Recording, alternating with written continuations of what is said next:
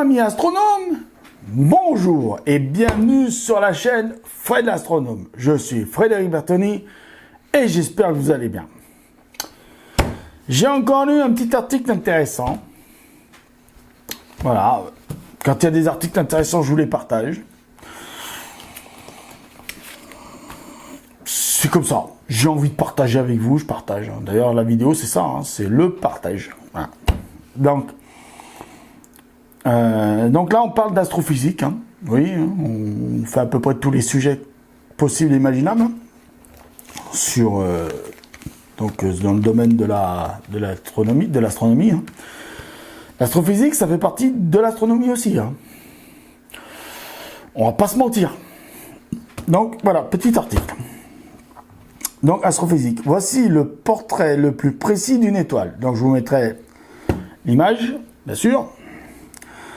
À 550 années-lumière de la Terre, Antares est l'étoile la plus brillante de la constellation du Serpent. Elle est 700 fois plus grande que notre Soleil, qui en comparaison aurait à peine la taille d'un pixel sur cette image. Donc je vous mettrai bien l'image. Hein. Une image en infrarouge qui a prise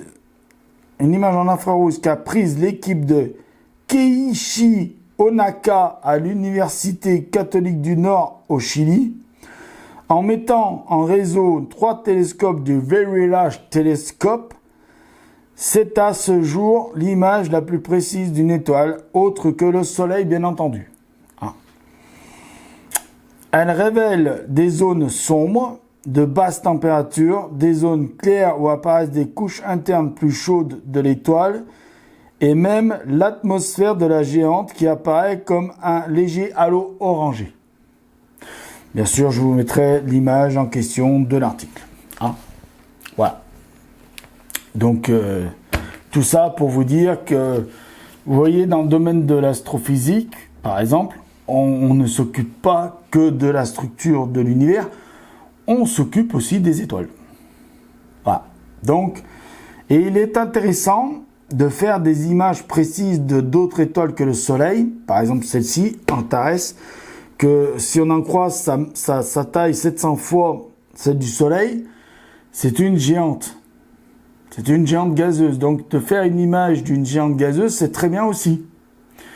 On apprendra beaucoup de choses aussi. En ayant des images de plus en plus précises des étoiles, on aura des informations qu'on n'a pas jusqu'à maintenant.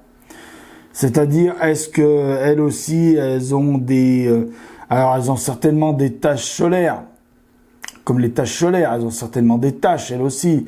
Mais est-ce qu'elles ressemblent aux nôtres? Est-ce qu'elles sont bien sûr plus gigantesques que les nôtres? Est-ce que les températures changent comme sur le Soleil? Est-ce qu'il y a vraiment des grosses différences de température entre une tache solaire et la surface du Soleil? Il n'y a pas de tache solaire. Voilà, c'est des questions auxquelles ça nous permettra de répondre, ces images-là. Donc, c'est très bien en même temps qu'on ait des images précises de d'autres étoiles, comme Antares, ou même Betelgeuse, ou Rigel, ou Vega, qui sont d'autres étoiles. D'accord? Donc voilà pourquoi je voulais vous faire partager ce petit article, parce que c'est un astrophysicien qui étudie les images d'Antares. Mais ce sont des astronomes qui étaient derrière le Very Large Telescope, le VLT. Hein? D'accord?